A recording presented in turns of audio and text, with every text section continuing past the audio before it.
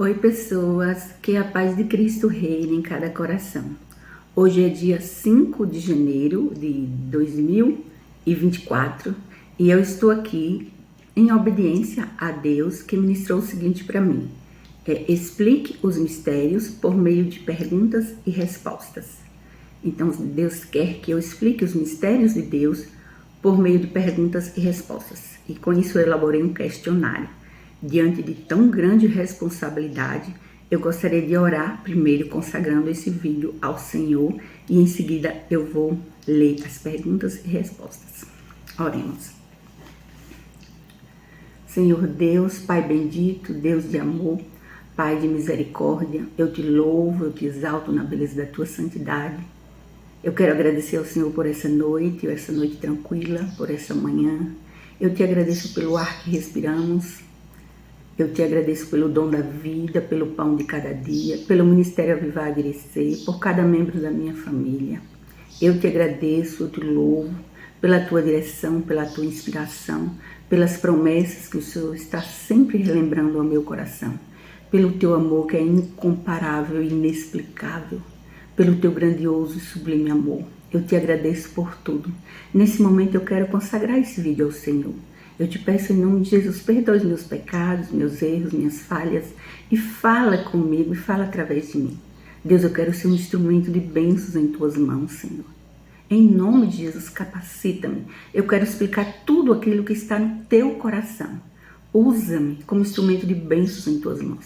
Faça com que essa mensagem chegue onde o Senhor quer que chegue. Abençoe cada irmão, cada irmã que está ouvindo nesse momento ou que vai ouvir depois essa mensagem. Deus, em nome de Jesus, que o Senhor cumpra os teus propósitos, os teus objetivos por meio desse vídeo. Eu consagro ao Senhor e eu declaro a minha total dependência de Ti. Deus, eu preciso do Senhor. O Senhor é a minha vida, é o ar que eu respiro. O Senhor é tudo para mim e eu quero agradar o Teu coração. Tu sabes, Senhor, o quanto eu quero fazer tudo certo para Te agradar e andar no caminho de santidade. Ó Deus, em nome de Jesus, dá-nos um dia abençoado e produtivo, livra-nos de todo mal, guarda-nos, Pai, em nome de Jesus. Eu coloco esse dia, esse momento, a minha vida, a vida da minha família, da comunidade Avivar e de todos os meus irmãos e irmãs que estão acompanhando e que irão acompanhar depois a mensagem desse vídeo. Em nome de Jesus, que o Teu Espírito Santo fale no mais profundo da alma e do coração. Em nome de Jesus, desde já eu te agradeço. Amém, Senhor. Amém? Então vamos começar. Que responsabilidade. Perguntas e respostas sobre os mistérios de Deus para compreender sobre os aspectos comportamentais do Criador e minhas decisões pessoais. Te peço licença um minutinho, vou tomar água e já volto.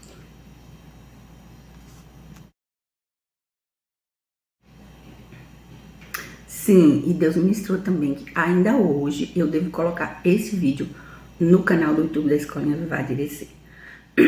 Desculpe. Então vamos lá. Primeira questão. A pergunta e em seguida eu vou ler a resposta.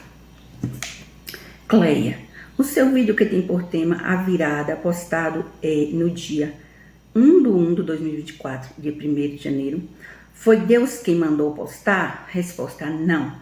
O vídeo todo não. Foi uma decisão minha. Apenas o conteúdo do finalzinho do vídeo Deus ordenou colocar lá no meu canal do YouTube.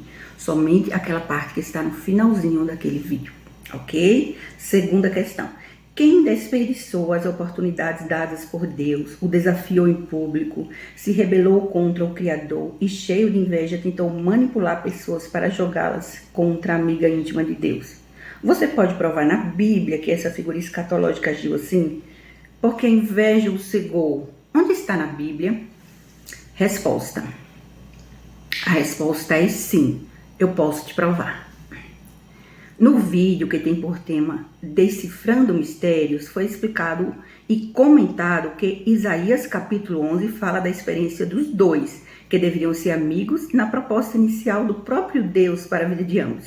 Ou seja, a amizade entre os dois, de certa forma, iria estreitar a amizade com Deus também, pois a experiência é como Jonatas e Davi. Foi esse exemplo que Deus ministrou, o exemplo de Jonatas e Davi. Porém, o que representa o Davi escatológico agiu de forma completamente contrária ao esperado para o ungido. E a prova de que o pior de tudo foi a inveja está escrito em Isaías 11:13a, que diz assim: e afastar-se-á a inveja de Efraim, Efraim não mais invejará a Judá. Em outra tradução, será desenterrado a inveja, ou seja, exposta para ser tratada na disciplina do próprio Deus. Em outras traduções, aparece os ciúmes de Efraim. Inveja ou ciúmes, mas a palavra aqui é inveja mesmo, porque Deus me deu discernimento claro. Em outras traduções, aparece ciúmes. Na maioria, aparece ciúmes. E na minoria das traduções, aparece a expressão inveja. Como é algo que cega, ele perdeu o controle de suas ações. Foi o que de fato aconteceu com esse personagem escatológico. Terceira questão.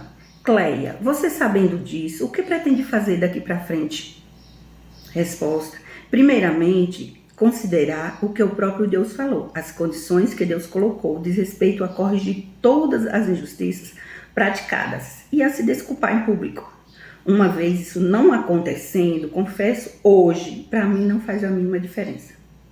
Tanto que minha decisão pessoal sobre isso é: toda e qualquer pessoa que aceitou ou aceita mandar seus recados, suas tentativas de continuar manipulando para obter vantagem pessoal, se a pessoa aceita ser manipulada, está sendo cúmplice, então não será ouvida por mim.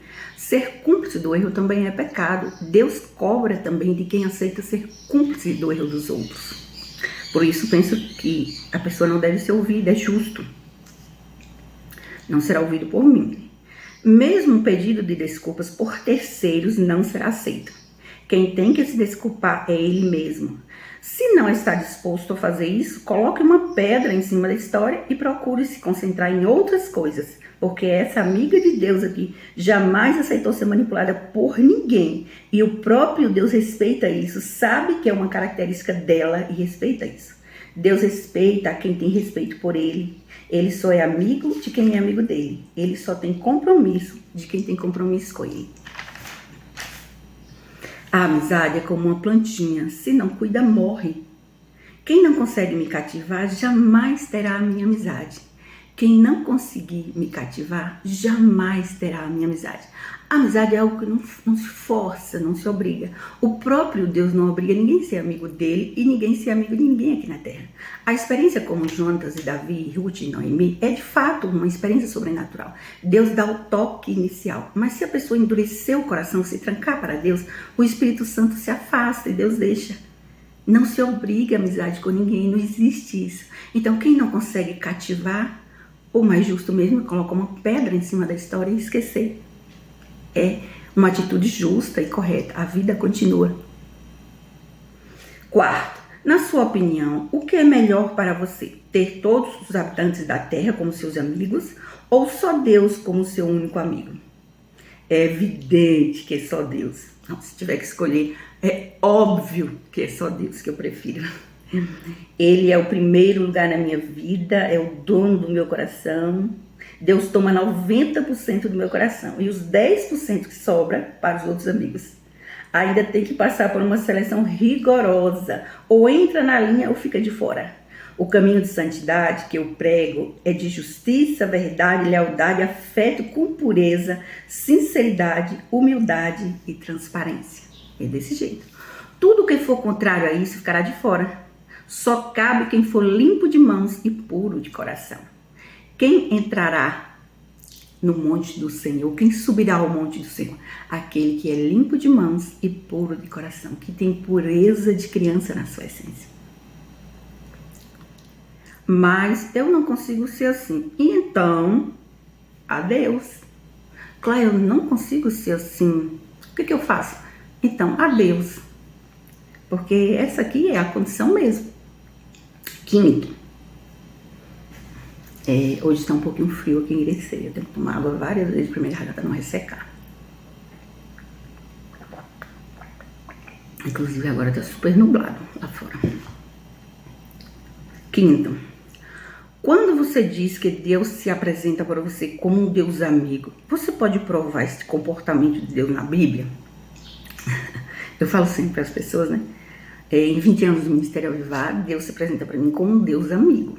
É Pai, claro, o Criador de todas as coisas, mas mostra-se muito como o Abba Pai, o Papai do Céu, um amigo íntimo, pertinho. Então, nesses 20 anos, ele se mostrou e se mostra para mim assim, um Deus amigo. Você pode provar isso, esse comportamento de Deus dentro da Bíblia? Sim, é claro. Abraão foi chamado amigo de Deus. Moisés era tão amigo de Deus que Deus tomou vingança contra Miriam, colocando lepra nela, porque por inveja ela falou mal de Moisés.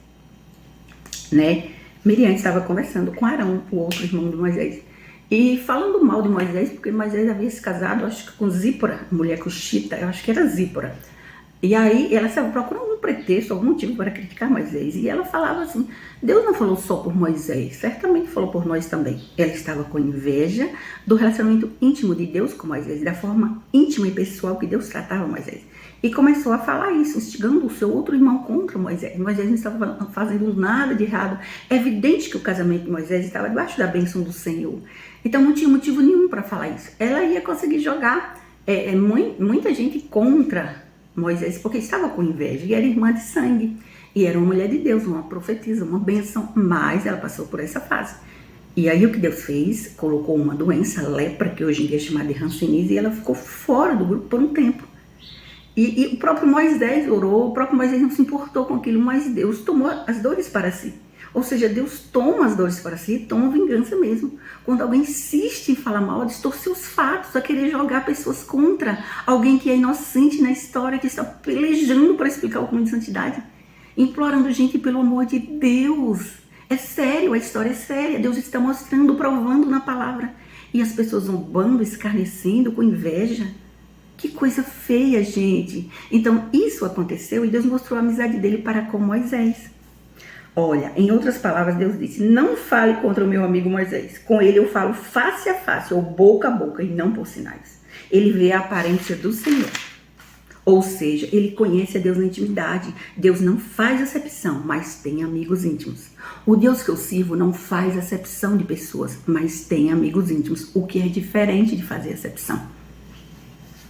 Sexto, qual o objetivo de Deus ao revelar os segredos do coração de alguém? Qual é o objetivo de Deus ao revelar os segredos do coração de alguém? É mostrar que ele está usando a pessoa para falar, que está entre as pessoas, pois só ele conhece os segredos do coração. Vamos ler 1 Coríntios 14, 25. 1 Coríntios 14, 25, que diz assim.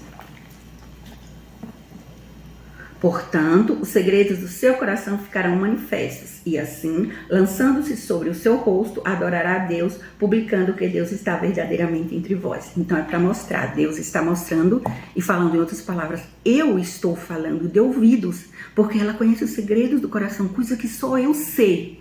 Então dê ouvidos que o assunto é sério, eu estou entre vocês, o Espírito Santo está movendo nesse lugar. Deus está direcionando, inspirando, fazendo uma intervenção na história da humanidade a partir da cidade de Irecê, na Bahia.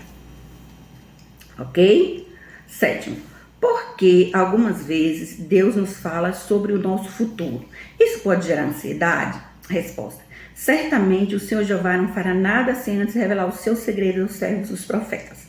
Algumas vezes ele revela antes para nos preparar, principalmente quando pretende provocar muitas mudanças no nosso cenário, quando quer nos preparar para situações dolorosas e difíceis, enfim, também para nos preparar, moldando o nosso caráter para receber bênçãos gigantescas, nos preparando para algo muito maior. Saber sobre o futuro pode gerar ansiedade quando a pessoa não tem fé em Deus. Quando se tem fé, saber fortalece ainda mais a fé no coração, quando tem fé em Deus, ok? Oitavo, qual é a diferença entre Deus inspirar ou Deus ditar algo para alguém escrever? Qual é a diferença? O que Deus dita tem um peso ainda maior, porque trata-se de decretos ou ordens diretas. Exemplo, a Bíblia é um livro escrito inspirado por Deus, mas tem partes que Deus ditou para o seu servo escrever. Vou usar aqui a experiência de Ezequiel, porque Ezequiel capítulos 38 e 39 mostra, né, nós sabemos que Ezequiel escreveu Os 2 capítulos inspirados pelo Espírito Santo de Deus. Mas lá tem versículos que fica bem claro, que é Deus falando, ordem direta de Deus. Eu, o Senhor, falei. Tem assim como na experiência da Avivar, Deus ministra para escrever o Deus da Avivar. Então, assim, Deus mostrando que é o mesmo Deus, o Deus de Abraão, Isaac e Jacó, esse Deus vivo e verdadeiro, o único Deus que merece ser honrado, glorificado.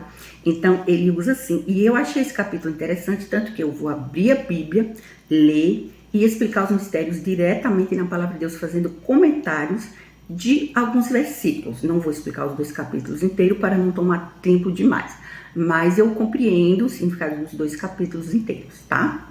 Só um momentinho, eu já volto.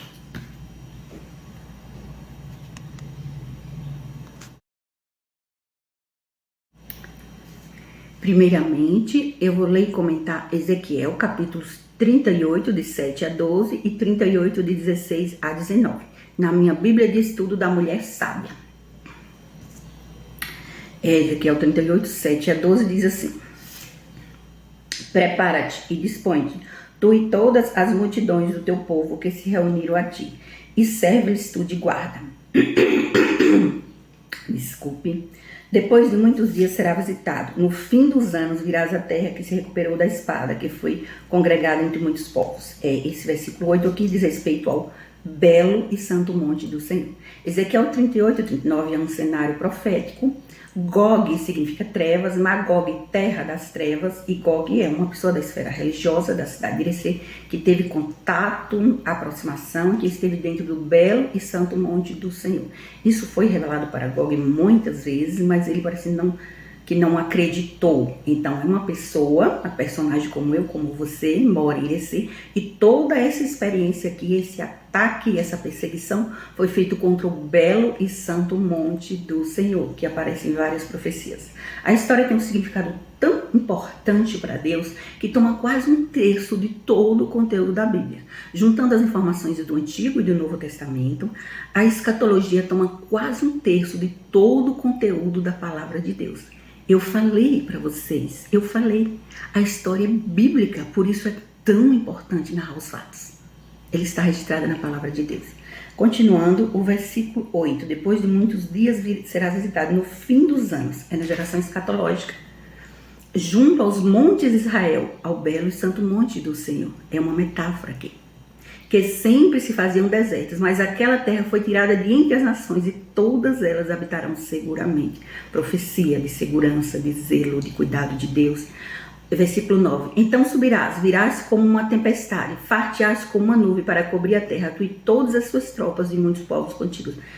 Gog e Magog. Gog, trevas, Magog, terra das trevas. Muita gente, pessoas da esfera religiosa, a grande maioria, muita gente mesmo, porque Gog é influente, conhece muita gente, então conseguiu influenciar muita gente. De acordo com o relato de Ezequiel 38 e 39, é compreensível entender que Gog não aceita, porque mostra um opositor do reino de Deus, um opositor ferrenho, que persegue os remanescentes escatológicos, mas de fato, de verdade, aqui é uma metáfora para uma experiência espiritual vivenciada por ele, e Deus deixou na Bíblia para provar, para mostrar que realmente ele revela os mistérios e deixar a história aqui. É importante. Como Deus iria provar que é ele falando isso tudo? Usando uma mulher da cidade de Irecê, alguém que tem coração de criança, que assume isso abertamente. Portanto, Deus, ele é estratégico, sábio e deixou essas provas.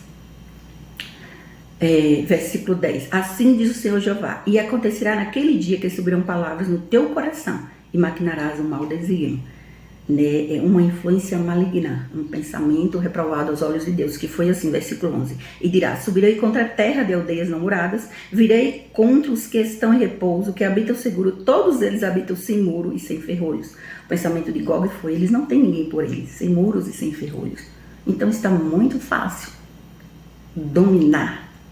Versículo 12, a fim de tomar o despojo e arrebatar a presa, e pôr a mão contra as terras desertas, que agora se acham habitadas, e contra o povo que se congregou dentre as nações, o qual adquiriu gado e bens e habita no meio da terra, né? Aqui ele diz intenções mesmo de roubo, de desonestidade, de manipular, de tomar para si.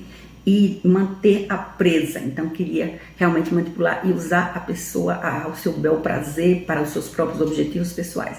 E não com temor a Deus, não para glorificar o nome do Senhor. Como Deus esquadrinha e sonda o coração, inclusive Deus me revelou todos os segredos do coração de Gog. Eu sei os segredos do coração. Então Deus me revela também segredos do coração para mostrar que é Ele, provar que é Ele. E foi anunciado várias vezes na cidade de Berseba, principalmente para o próprio Gog. Agora, vou comentar 38, de 16 a 19, ok?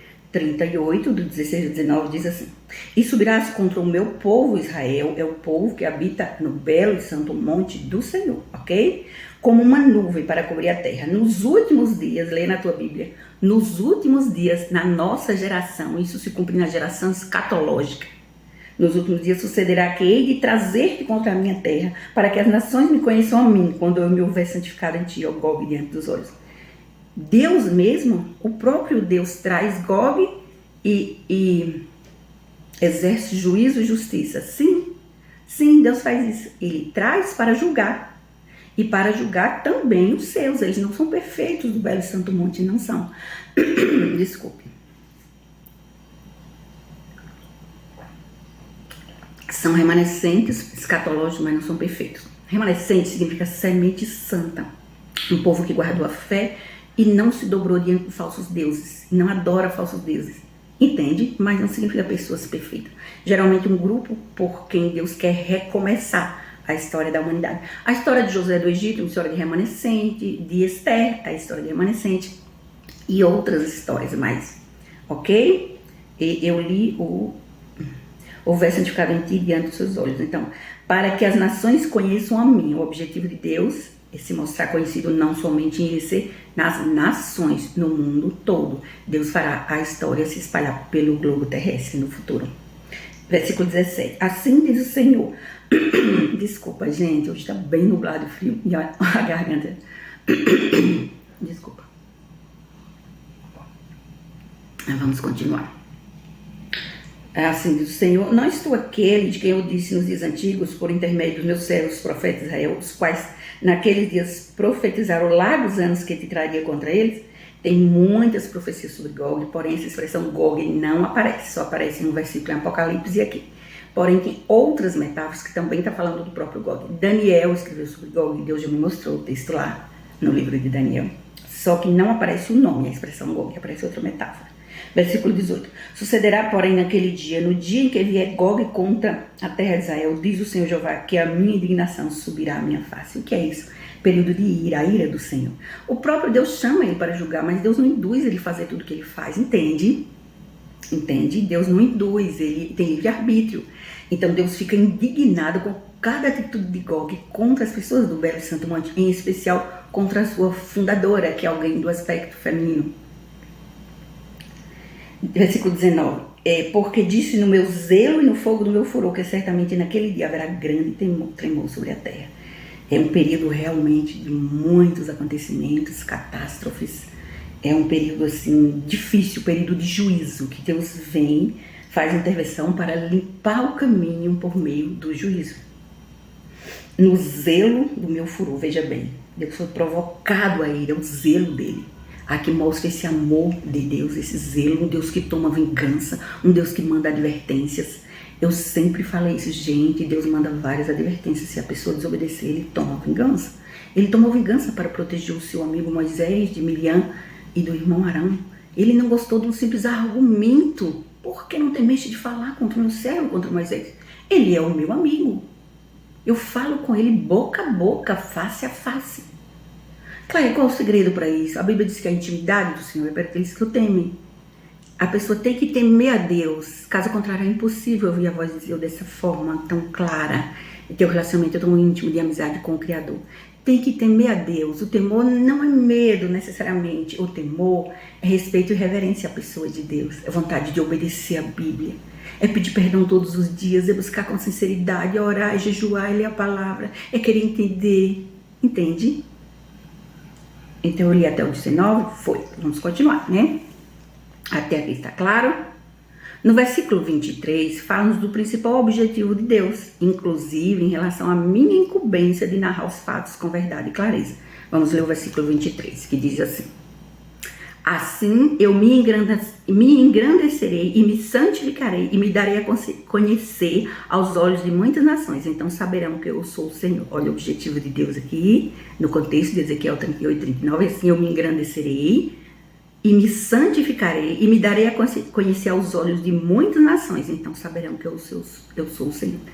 Então Deus, ele busca honra para si mesmo. Ele é um Deus que merece ser adorado, o único Deus vivo e verdadeiro. E me santificarei. Deus exige santidade. No caminho de santidade, Deus exige conserto e santidade. Sem santidade, ninguém verá o Senhor, entende? Então o caminho é estreito, é de renúncia mesmo. Tem muita coisa que tem que abandonar, tem que deixar de fazer para agradar o coração de Deus. Não tem como, ninguém pode agradar os dois senhores, a Deus e as coisas do mundão. Você tem que agradar o Senhor, buscar com sinceridade, entende? Ninguém engana Deus. Deus sabe tudo. Ninguém consegue enganar o Senhor. E Deus quer um coração sincero, temente, sabe? Deus quer mudança, Deus quer transformação. Deus exige mudança para os habitantes do planeta Terra. Essa é a palavra. Deus exige mudança. E é urgente isso. Vamos continuar, né? Ezequiel 39:7 também mostra-nos esse objetivo de Deus. Vamos ler? Ezequiel 39:7 diz assim: e farei conhecido o meu santo nome no meio do meu povo Israel, e nunca mais deixarei profanar o meu santo nome. Assim as nações saberão que eu, o Senhor, o santo em Israel. Né? Mais uma vez mostra claro o objetivo de Deus. Aqui está claro, gente. Mostra esse objetivo de Deus. A prova de que Deus quer purificar o mundo a partir dessa cidade está em Ezequiel 39:12. E uma expressão metafórica que fala da cidade de Irecê encontra-se em Ezequiel 39:16. Vamos ler Ezequiel 39:12, que diz assim: Ezequiel 39:12.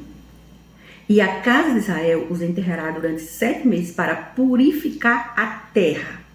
Purificar a terra, ou seja, Deus limpa o caminho por meio de juízo. Essa metáfora é a mesma da ceia das aves, que encontra-se em Apocalipse capítulo 19, e aqui também, que fala dos urubus, das aves, dos corvos, que vêm para devorar todos os inimigos de Deus da batalha do Armagedon. E envolve o Armagedon também, que é a última e decisiva rebelião contra Deus. Então, assim, essa é uma metáfora para falar da derrota, a humilhação que os opositores do reino de Deus têm que passar em público. Por isso que fala que os corpos eles não são enterrados, eles ficam expostos. Semelhante à história de Esther, quando Esther pede a Assuero para expor os 10 corpos, os 10 filhos de Ramã em praça pública, já depois de mortos. É como um aviso de Deus: não mexa com esse povo, não mexa com os remanescentes. É o meu povo, eu amo o meu povo, eu cuido do meu povo. Então Deus permite a derrota pública, a exposição pública dos corpos. É a metáfora para a ceia das aves. E eu expliquei em outro vídeo, lembra que a ceia das aves é um período muito longo na história. É muito longo, porque Deus quer limpar o caminho por meio do juízo. E tem muita sujeira no caminho, muito pecado, muita coisa feia, muita coisa errada. Então é um período longo da história, a ceia das aves. Deus me deu discernimento disso. Ezequiel 39:7, eu já li agora, não foi? Agora eu vou ler Ezequiel 39:12, tá? Ezequiel 39:12 diz assim: e a casa de Israel, eu já li o 39:12, não é isso? Agora eu vou ler o 39:7, 39:12. Deixa eu ver, 39:12. E a casa de Israel os enterrará para purificar a terra, é isso mesmo. E uma expressão metafórica que fala da cidade, esse encontro em Ezequiel 39:16. Olha que interessante a metáfora. Ezequiel 39:16 diz assim: e também o nome da cidade será Ramoná, assim purificarão a terra. Ramoná é apenas uma metáfora, certo? E assim purificarão a terra. A limpeza da terra é a partir dessa cidade. Irecê, na Bahia, eu expliquei várias vezes. O avivamento, todo esse rebuliço começa que Deus decidiu isso por decreto. É na cidade de Irecê, na Bahia, que vai começar a vivência de Apocalipse capítulo 21. E essa profecia está em vários textos da Bíblia. Lá em Ezequiel 37, em vários textos, vários aparece a profecia desse avivamento que eu falo para você. Que Deus ministrou os detalhes para mim, de como será, de como vai começar. Eu sou um avivalista. Como é o nome da escolinha que eu fundei? Avivar. Você acha que isso foi por acaso? Não. Deus me chama como uma avivalista, amiga íntima de Deus, parceira de Deus na história. Que ele compartilha detalhes, como ele fazia com a personagem Esther. Então, ela havia recebido sabedoria estratégica da parte de Deus, uma sabedoria realmente incomum, né? Que o próprio Deus dava sabedoria e para ela agir, para sobreviver diante de tanta perseguição, tanta luta, tanta maldade contra ela e contra o Belo Santo Monte.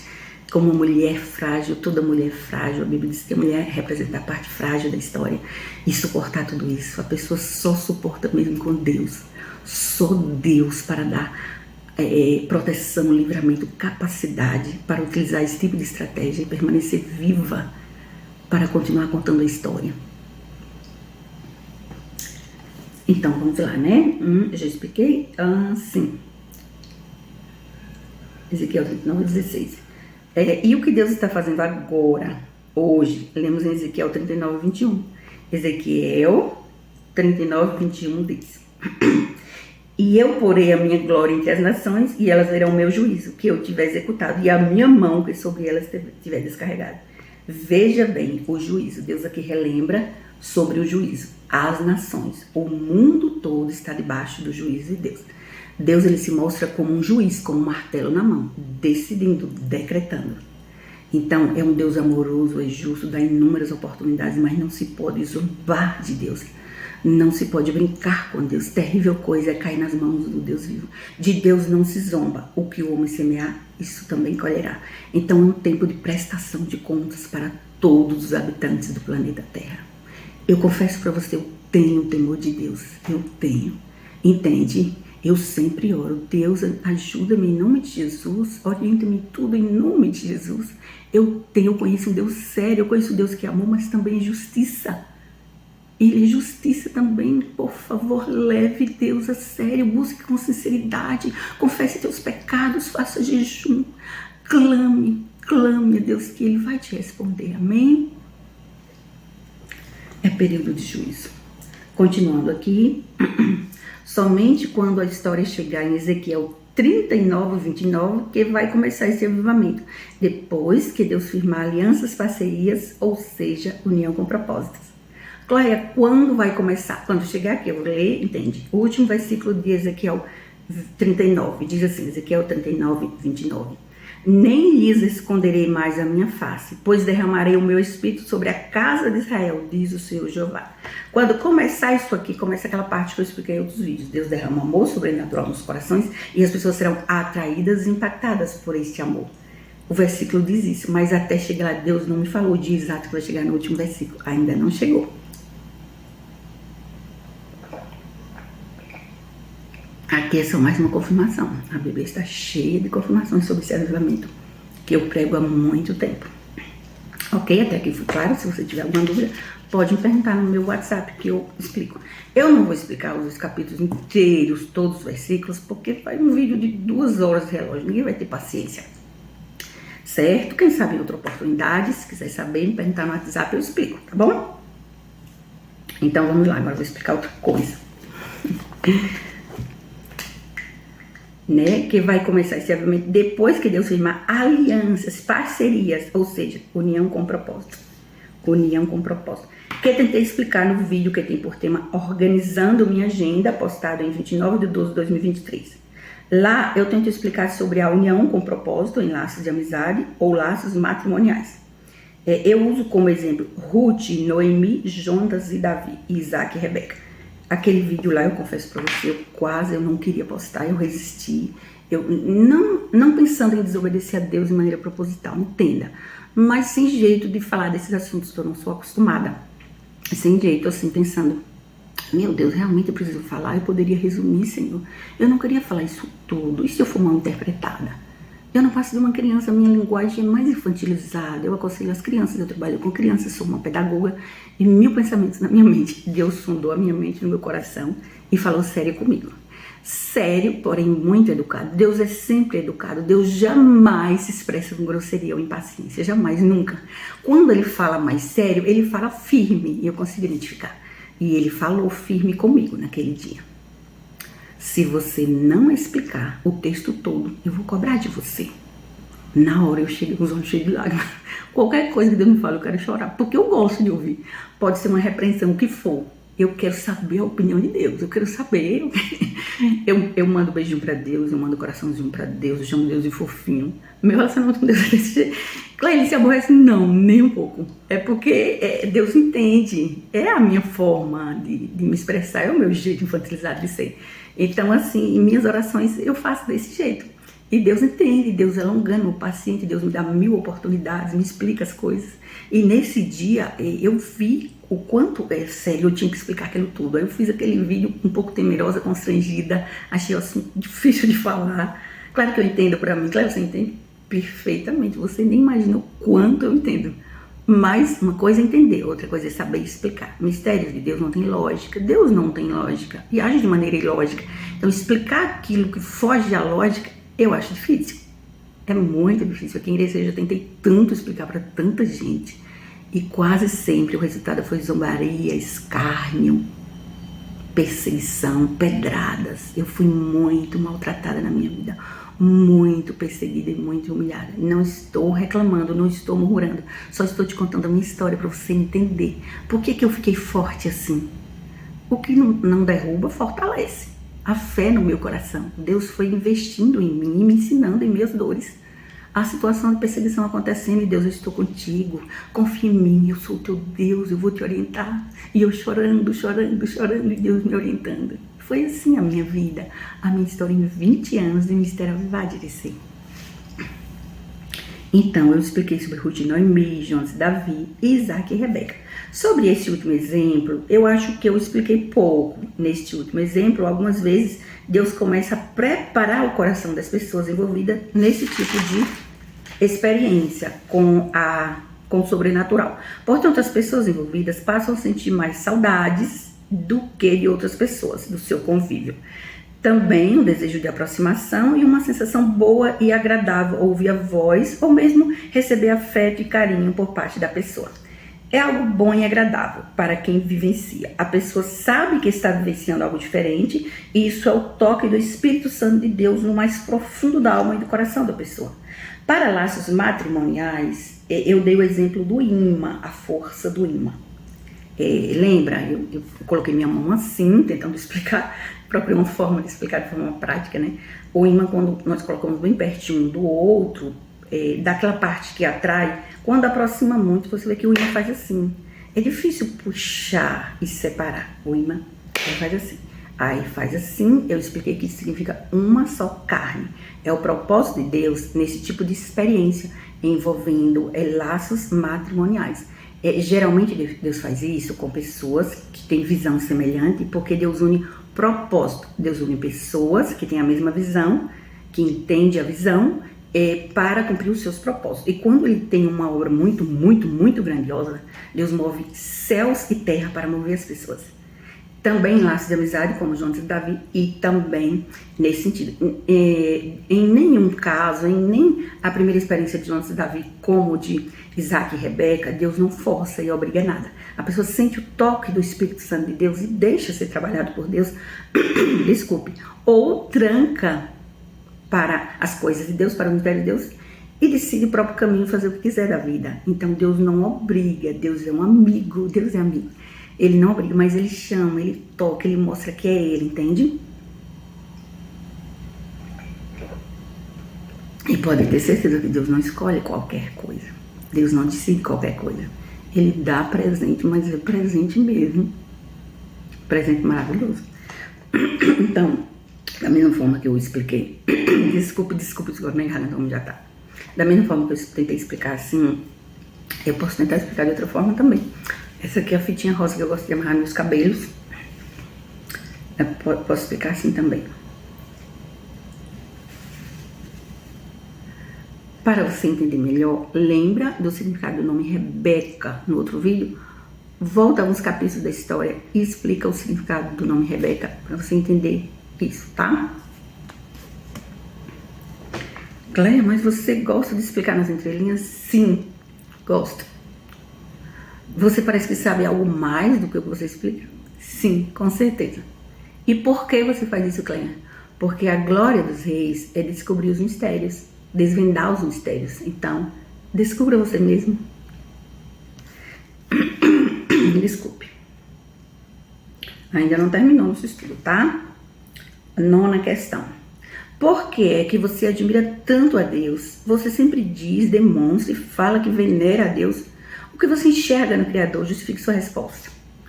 Gente, eu já falei tanto sobre isso nos meus vídeos. Alguns vídeos eu escrevo as qualidades de Deus, como eu vejo Deus, como eu enxergo Deus. Eu realmente adoro, sou fascinada por Deus. Adoro de toda a minha alma. Eu admiro a Deus. Para usar uma única palavra para definir Deus, eu uso a palavra perfeição. Uma vez que Deus falou comigo, eu estava só na sala da minha casa, eu não estava dentro de uma igreja, eu não estava na verdade, eu estava na sala da minha casa só. Ele falou, Deus, tenho emoções, eu estou emocionado. Aí Deus chamou a fé de bonita. Deus fundou o coração, viu a fé e chamou a fé de bonita. Eu ouvindo aquilo, não resisti, eu chorava sem parar. Eu não esqueço, porque a experiência com Deus mexe com as estruturas emocionais, você entende? E ele falava, uma fé bonita, eu amo, eu os protejo. Eu escolhi e começou a falar para mim isso. Que ele tinha emoções. E eu fui estudar a Bíblia, buscar entender. Como assim emoções? Deus tem emoções semelhantes do ser humano. A diferença é que é sem pecado. Deus é puro. E o ser humano já nasceu com a sementinha do pecado. Então nós temos a tendência de caminhar num caminho largo, de escolher errado, de fazer o que é errado, de alimentar a carne. Mas Deus é santo e perfeito. Então Deus fica triste, alegre, emocionado. Naquele dia ele estava emocionado com a fé que veio no meu coração e falou isso para mim. E aí eu quis conhecer, eu quero conhecer esse Deus. E ele se identificou como o Criador dos céus e da terra. Ele disse, eu sou o Deus, eu criei os céus e a terra. Eu ouvi essa voz como um trovão na sala da minha casa. Como uma pessoa não muda, vivenciando tudo que eu já vivi da minha vida. A vida é marcada com experiências profundas com Deus. Por isso eu me apaixonei por ele. E daí então nasceu a Avivar, 20 anos de ministério, e ele se mostrando cada vez mais como um Deus amigo, zeloso, protetor, me explicando as coisas, me revelando mistérios. Muitas vezes eu entendia o que Deus estava sentindo naquele momento. Recentemente eu fui ao dentista, já agora nas férias, fui ao dentista, aí eu fui chamada para ser atendida, aí o dentista disse, senta por favor nessa cadeira que eu já vou te atender. E eu sentei na cadeira do dentista, e aí, enquanto isso, ele estava pegando o material para me atender. Eu gosto de cuidar dos meus dentes, do meu sorriso, então eu estava lá cuidando dos meus dentes. E aí, o dentista estava próximo a mim, na mesma sala, pegando umas coisas na outra mesa. E só enquanto eu estava sentada na cadeira do dentista, Deus ministrou 2 coisas ao meu coração, deixando bem claro que foi ele. Em relação a uma pessoa que havia desafiado em público, me desafiou em público. Ele me falou o nome e tudo mais. Me desafiou em público, abertamente. E depois falou outra coisa em relação a essa mesma pessoa. E eu lá parada, ouvindo, esperando ser atendida. E ministrou, quando eu cheguei em casa, Deus me fez lembrar. Então, assim, para você ver como é, Deus ministra o que ele estava sentindo. Eu percebi que depois Deus falou 2 coisas e se calou. Ele se calou depois. Eu percebi que Deus estava triste com aquela pessoa. Para terminar, para concluir esse assunto, eu te peço licença 1 minutinho, vou ao banheiro e já volto.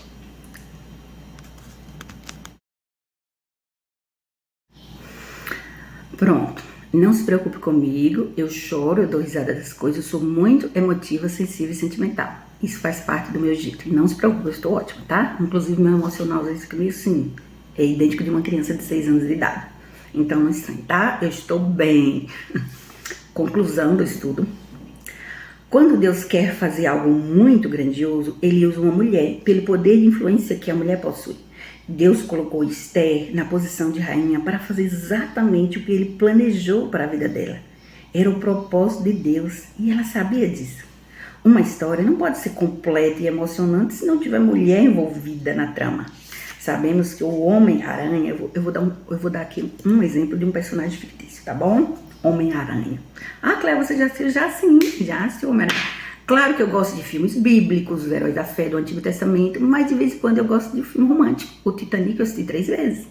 E eu assisti Homem-Aranha. Na parte do Homem-Aranha, o que chamou mais a minha atenção mesmo não foi nem tanto o romance dele com Mary Jane. O Homem-Aranha teve algumas namoradas nos filmes, mas Mary Jane era quem ocupava o coração dele de uma maneira especial, né? E eu achei interessante as frases que o personagem Peter Parker, ou Homem-Aranha, quando ele está vestido de Homem-Aranha, que ele fala durante o filme. Ele fala frases bem impactantes e eu até anotei aqui, chamou a minha atenção, ok? Sabemos que o Homem-Aranha é um personagem fictício, claro, né? Eu só estou usando como exemplo. Mas na parte do romance não deixa de ter um fundo de verdade. A heroína do coração do Homem-Aranha era Mary Jane. Achei interessante, um dos filmes que eu assisti, a Mary Jane, ele namorava o amigo de Peter Parker, né, do Homem-Aranha. E o Homem-Aranha morrendo de ciúmes dela e não podia fazer nada. Ele, como Peter, ele é muito tímido e como Homem-Aranha ele se solta mais quando ele usa aquela teia, aquela máscara. Então, assim, é ficção, mas a parte do romance eu acho interessante e as frases de efeito que ele fala, muito interessante mesmo. Então, no Titanic, que foi baseado em fatos reais, essa história foi baseada em fatos reais. Jack morre por causa de Rose. Ele escolhe morrer e deixar ela viva por amor. O fim é muito triste, né? Ele morre afogado na água fria e ela permanece viva. Durante todo o filme, Jack protege, Jack cuida e zela dela. A primeira vez que ele vê, ela está olhando assim no navio, naquele navio enorme, e ele vê e fica já hipnotizado por ela. E aí o amigo dele coloca a mão assim, fala, você não pode se aproximar dela. E ele hipnotizado, né? É que a beleza feminina faz isso mesmo. Hipnotiza, né? As mulheres quando são assim, muito, muito lindas, chamam a atenção mesmo. E Jack achou ela linda, de fato é uma atriz muito linda. E aí ele ficava olhando o tempo todo para ela e depois se aproximaram. E ele demonstrou um amor muito lindo e profundo. É baseado em fatos reais, mas é claro que eles enfeitam. Todo filme, minissérie, eles enfeitam muito. Colocam mais romance do que o que tem na vida real. Mas eu já vi vários documentários e de acordo com os documentários, realmente existia um casal que se apaixonou lá, um pelo outro. Rose por Jack, Jack por Rose, que ele fez tudo para mantê-la viva e ela ficou viva depois. E morreu já bem velhinha mesmo. E aí contou a história para algumas pessoas. Um amor lindo, grandioso. Então, né? E deixou viva por amor. O amor de Assuero, né? O amor de Assuero era Esther. Ele só tinha olhos para ela, diante de tantas mulheres lindas. E o amor de Abraão era para Sara, ou Sarai. A paixão da vida de Isaac era Rebeca. Para ele, ela era a mulher mais linda do mundo. Quando a viu, ficou fascinado. E em saber que era o toque do próprio Deus para unir os dois, torna a história digna de transformar em filmes e escrever livros. Eu acho lindo, lindo demais. E de fato eu concordo que a mulher exerce um poder de influência muito grande, ou para o bem ou para o mal. Dalila exerceu um poder de influência para o mal. Ela era idólatra, malvada. Também muito linda e doce, mas malvada, idólatra, perversa, fez por dinheiro e Sansão ficou cego por conta dela. Tem a Jezabel também, que é terrível. Parece que era uma mulher belíssima também, malvada, manipuladora. Ela influenciou o marido dela para fazer templos para o deus Baal. Baal é o próprio Satanás na figura de um deus. Baal é o Satanás. Então, assim, ela era serva do próprio Satanás. Então, o perigo, e leia a história de Jezabel, veja o tanto de maldade que ela fez. Terrível. Jezabel era o próprio Satanás em forma de uma mulher. Então a mulher influencia muito, ou para o bem ou para o mal. Sarai de Abraão influenciava para o bem, muitas outras para o bem. A juíza Débora e a própria Esther, que é a minha inspiração, porque Deus me comparou com essa personagem. Eu sou a Esther da geração escatológica na avaliação do próprio Deus. Então, assim, tem as mulheres que influenciam para o bem e para o mal, mas o poder de influência está na mulher. Quando Deus quer fazer algo grandioso demais, Ele usa uma mulher. E o que Ele quer fazer por meio desse avivamento que eu estou contando para vocês, será o maior avivamento da história da humanidade. O mundo nunca conheceu um avivamento tão grandioso como esse que vai começar na cidade de Irecê. Por isso Deus decidiu que quer usar uma mulher. Fazer o quê, né? Deus abençoe grandemente em Cristo Jesus. Continue orando pelo avivamento, tá?